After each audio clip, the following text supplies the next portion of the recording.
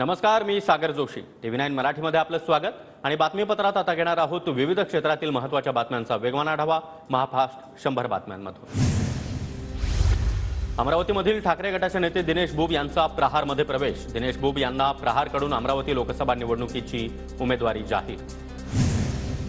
वेळ आल्यास महायुतीमधून बाहेर पडू, पण अमरावतीमधून उमेदवार मागे घेणार नाही. नवनीत राणा यांच्या विरोधामध्ये उमेदवार देण्यावर बच्चू कडू ठाम. बच्चू कडू यांना अजून सागर बंगल्यावरून फोन आले नाही. प्रत्येक वादळ शमवण्याची ताकद सागर बंगल्यावर. बच्चू कडूंच्या महायुतीमधून बाहेर पडण्याच्या इशाऱ्यानंतर नितेश राणेंची प्रतिक्रिया. लोकसभा निवडणुकीच्या अनुषंगानं बच्चू कडू यांची आज नांदेडमध्ये बैठक. नांदेड लोकसभा मतदारसंघात देखील उमेदवार उतरवण्यासाठी कार्यकर्त्यांची मतं जाणून घेणार. वंचित बहुजन आघाडीचे अध्यक्ष प्रकाश आंबेडकर आणि वसंत मोरे यांच्यामध्ये पाऊण तास चर्चा. बैठकीमध्ये सकारात्मक चर्चा झाल्याची मोरे यांची माहिती. वसंत मोरे पुणे लोकसभेतून निवडणूक लढवण्यासाठी इच्छुक. पुण्यातून वसंत मोरे वंचितच्या तिकिटावर निवडणूक लढणार. आज प्रकाश आंबेडकर यांच्यासोबत झालेल्या बैठकीत महत्त्वपूर्ण निर्णय. TV9 मराठीला विश्वसनीय सूत्रांची माहिती. वसंत मोरे उद्या अंतरवली सराटीमध्ये मनोज जरांगे यांची भेट घेणार. मोरे वंचित बहुजन आघाडी आणि मराठा समाजाचे संयुक्त उमेदवार असणार का, याकडे लक्ष. सातारा लोकसभा लढवण्यास श्रीनिवास पाटील यांचा नकार. पुढील 1 ते 2 दिवसामध्ये योग्य निर्णय घेणार. शरद पवार यांची माहिती. तब्येतीच्या कारणामुळे श्रीनिवास पाटलांची निवडणुकीतून माघार. नवीन चेहऱ्याला संधी देण्याची पाटील यांची विनंती. आमदार निलेश लंके आज राजीनामा देणार. शरद पवार गटाकडून लंके यांना उमेदवारी निश्चित. राजीनामा दिल्यास लंके विरुद्ध सुजय विखे पाटील असा सामना रंगणार. सांगली लोकसभेवरून ठाकरे गट आणि काँग्रेसमध्ये पोस्टर वॉर. मशाल नाही विशाल असा काँग्रेसच्या पोस्टरवर उल्लेख. तर दोन्ही भावांचा पराभव तरीही उमेदवारी हवी, ठाकरे गटाचं देखील पोस्टर. सांगलीच्या जागेचा निर्णय सर्वांच्या सहमतीनं घ्यावा लागेल. ठाकरेंनी सांगलीच्या जागेबाबत पुन्हा एकदा विचार करावा. नाना पटोले यांची प्रतिक्रिया. भिवंडीची जागा पवार गटाला जाण्याची चर्चा. काँग्रेसमधून मात्र नाराजी. भिवंडीच्या जागेवरून शरद पवार गट आणि काँग्रेस यांच्यामध्ये रस्सीखेच. तर भिवंडीची जागा काँग्रेसची, ती काँग्रेसलाच मिळावी, दयानंद चोरगे यांची मागणी. महाविकास आघाडीची 3 एप्रिलला महत्त्वाची पत्रकार परिषद. शरद पवार, उद्धव ठाकरे, बाळासाहेब थोरात, नाना पटोले देखील उपस्थित राहणार. तर संजय राऊत, जयंत पाटील देखील हजेरी असणार. कल्याणच्या जागेसाठी उद्या उमेदवार जाहीर करू. ठाणे आणि कल्याणची जागा आम्हीच जिंकू. पालघरची जागा देखील आम्हीच जिंकणार. खासदार संजय राऊतांचा दावा. कल्याण, पालघर, जळगाव, हातकणंगले या जागा ठाकरे गटाच्या. या जागांसाठी नावं आमच्याकडे येत आहेत. आम्ही देखील निर्णय घेऊ. खासदार संजय राऊतांची माहिती.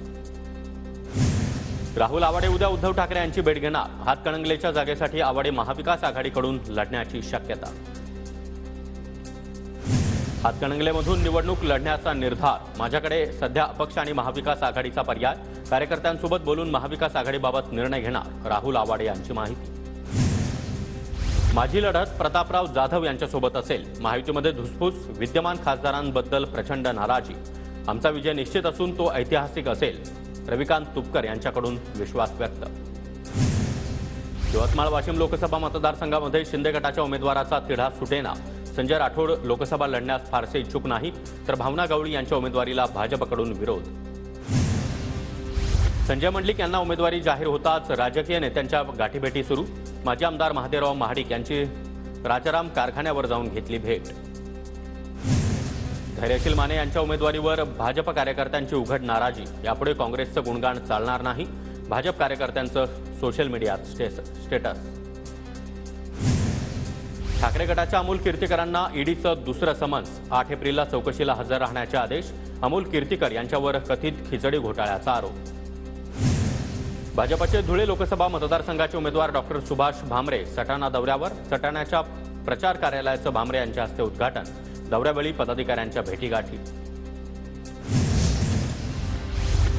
माढ्याच्या उमेदवारीसाठी यशवंत सेनेचे प्रदेश संघटक प्राध्यापक रघुनाथ पाटील यांची मुंबई वारी. 5 दिवसांपासून मुंबईमध्ये मुक्कामी. महाविकास आघाडीकडून माढ्याची जागा महादेव जानकर यांना देऊ केल्यानंतर देखील महायुतीमध्ये गेल्यानंतर शरद पवार गटाकडून माढ्यासाठी चाचपणी. पुण्याच्या भोरमध्ये रोहित पवार यांनी घेतली माजी मंत्री अनंतराव थोपटे यांची भेट. थोपटे यांच्या तब्येतीची विचारपूस करीत केली विविध विषयांवर चर्चा. हातकणंगले लोकसभा मतदारसंघामधून सुरेशदादा पाटील महाविकास आघाडीकडून तिकिटाची मागणी करणार. सुरेशदादा पाटील मराठा क्रांती सेनेचे संस्थापक अध्यक्ष तर प्रकाश आवाडे भाजपची साथ सोडणार असल्याची देखील चर्चा। पहिल्या टप्प्यामध्ये उद्या 3 पर्यंत अर्ज मागे घेण्याची वेळ, मतांचं विभाजन टाळण्यासाठी अपक्षांच्या मनधरणीचे प्रयत्न, प्रत्येक मोठ्या पक्षाकडून बंडखोर आणि अपक्षांची मनधरणी सुरू। अकोला लोकसभेसाठी पहिल्याच दिवशी 22 जणांनी उमेदवारी अर्ज घेतले। वंचितचे नेते प्रकाश आंबेडकर यांनी देखील अकोल्यामधून उमेदवारी अर्ज घेतला। काँग्रेस उमेदवाराबाबत मात्र अद्याप सस्पेन्स कायम। वर्ध्यामध्ये आर्वीच्या प्रकाश उर्फ टिटू मोटवानी यांनी सर्वांचंच लक्ष वेधलं। गांधीजींच्या वेशभूषेमध्ये येऊन जिल्हाधिकारी कार्यालयातून घेतला उमेदवारी अर्ज।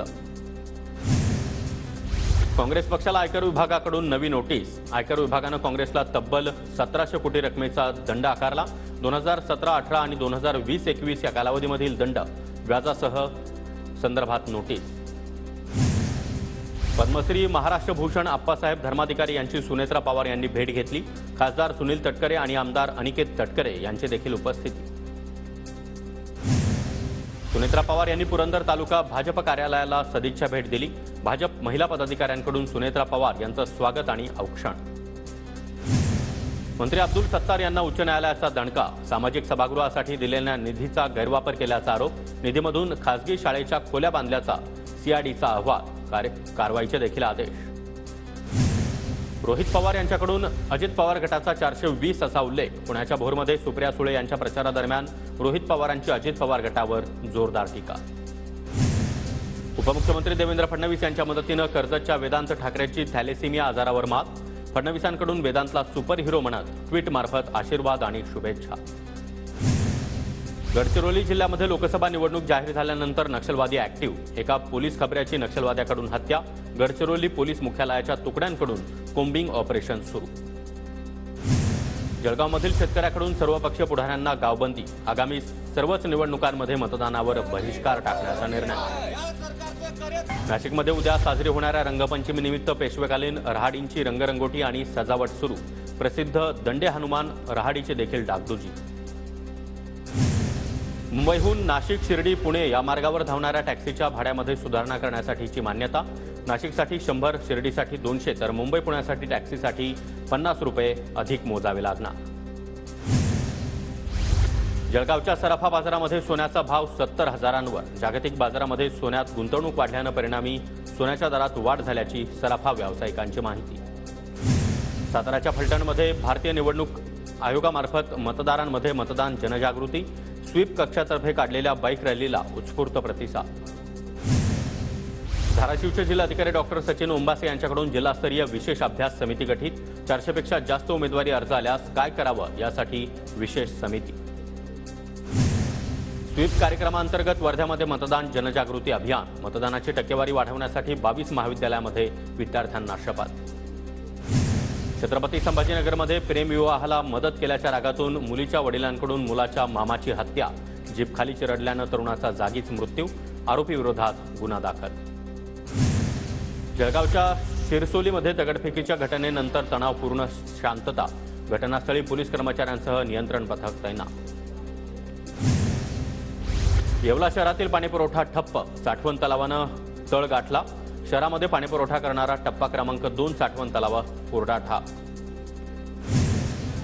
वाशिम जिल्ह्यामध्ये पाणी टंचाईच्या झळा सोसाव्या लागण्याची शक्यता। जिल्ह्यातील 188 गावांना पाणी टंचाईचा सामना करावा लागण्याचा अंदाज।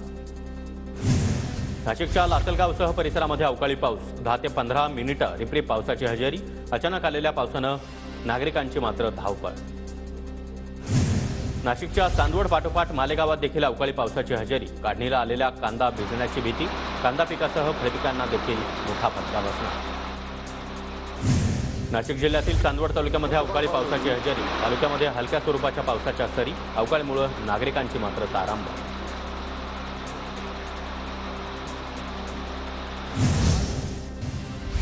जळगाव जिल्ह्यातील अनेक गावांमध्ये अवकाळी पावसाची हजेरी। पावसामुळे कापसासह गहू आणि हरभऱ्याच्या नुकसानीचा अंदाज। भंडारा जिल्ह्यामध्ये हवामान खात्याचा पुन्हा एकदा पावसाचा इशारा। येलो अलर्टमुळे शेतकऱ्यांमध्ये चिंतेचं वातावरण। आजपासून 31 मार्चपर्यंत विजांच्या कडकडाटासह हलका ते मध्यम स्वरूपाचा पाऊस पडण्याची शक्यता। पुणे शहरातील हातगाडीवर खाद्यपदार्थ विक्रेत्यांना रात्री 11:30 पर्यंत मर्यादा। छोट्या मोठ्या खाद्यपदार्थ व्यावसायिकांनी नियमांचं पालन करणं आवश्यक। अन्यथा कारवाई होणार, पोलीस आयुक्तांचे आदेश. नवी मुंबईच्या एपीएमसी मार्केटमध्ये 1000 टन आंब्यांची आवक, गुढीपाडव्याच्या मुहूर्तापर्यंत 1 लाख पेट्यांचा टप्पा पूर्ण करण्याची शक्यता. पिंपरी चिंचवडच्या पवना नदीपात्रामध्ये भराव टाकणाऱ्यांना 1 लाखाचा दंड, तब्बल 9 वाहनं पकडून दंडात्मक कारवाई. धाराशिव जिल्ह्यातील सीना कोळेगाव प्रकल्प कोरडा ठाप, 14,000 कृषी क्षेत्राला पाणी मिळत नसल्यानं पिकं करपू लागली. बीड जिल्ह्यातील तलावांवर वाढलेल्या झुडपांकडे पाणी टंचाईचा आढावा घेणाऱ्या अधिकाऱ्यांचं दुर्लक्ष, झुडपांमुळे धरणाच्या भिंतीला धोका वाढला. धाराशिव जिल्ह्यातील नुकसानग्रस्त 45,000 शेतकऱ्यांना 41 कोटी रुपयांची रक्कम जमा करण्याची प्रक्रिया सुरू, जिल्हाधिकाऱ्यांच्या कठोर भूमिकेमुळे विमा कंपनीकडून रक्कम जमा. लासलगाव बाजार समितीमध्ये जुन्या लाल कांद्याची आवक संपुष्टात, उन्हाळी कांद्याच्या मागणीमध्ये वाढ झाल्यानं सरासरी बाजारामध्ये भावात 130 रुपयांची अल्पवाढ. धाराशिवच्या तुळजापूरमध्ये वाहतूक कोंडीची समस्या गंभीर, फुटपाथवरील अतिक्रमण आणि रस्त्याच्या कडेला लावलेल्या गाड्यांमुळे वाहतूक कोंडी, कारवाई करण्याची तुळजापूरकरांची मागणी. बीडच्या खामगाव पंढरपूर महामार्गावर नियमबाह्य पार्किंगमुळे अपघातांच्या प्रमाणात देखील वाढ, या प्रकाराला आळा घालण्याची स्थानिकांची मागणी. हिंगोलीमध्ये निवडणुकीसाठी शासकीय विश्रामगृहाची रंगरंगोटी, निवडणुकीसाठी शासकीय विश्रामगृह सज्ज, निवडणूक काळामध्ये निरीक्षकांसाठी सोय करण्यात येणार.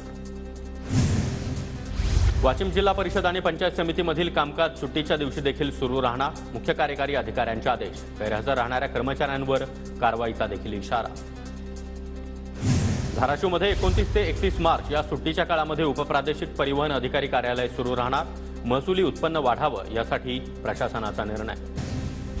वाशिममध्ये लोकसभा निवडणुकीसाठी 365 वाहनं सज्ज, प्रशासनाकडून लोकसभा निवडणुकीची जोरदार तयारी सुरू.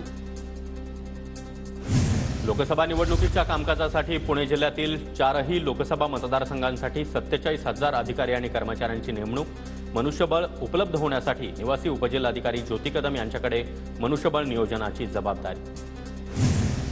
गोंदियामध्ये निवडणूक कामासाठी मोठ्या प्रमाणात वाहनं तयार, जिल्ह्यामध्ये 105 जीप, 137 बसेस तर 39 मिनी बस, 7 कंटेनर अशी एकूण 380 वाहनं तयार. लोकसभा सार्वत्रिक निवडणुकीसाठी परभणी जिल्हा प्रशासन सज्ज, जिल्हाधिकारी प्रशासनाकडून तयारी पूर्ण. परभणी लोकसभेसाठी मनोज जरांगे यांना उमेदवार देण्याची मागणी, परभणीमध्ये सकल मराठा समाजाच्या बैठकीत निर्णय, जरांगे पाटलांच्या पाठीमागे उभे राहण्याचं देखील आश्वासन. परभणी लोकसभा रासपला सुटण्याच्या चर्चा सुरू असतानाच भाजप पदाधिकारी निवडणुकीच्या फील्डवरून गायब, तर परभणी लोकसभा रासपला सोडण्याला भाजप कार्यकर्त्यांचा विरोध.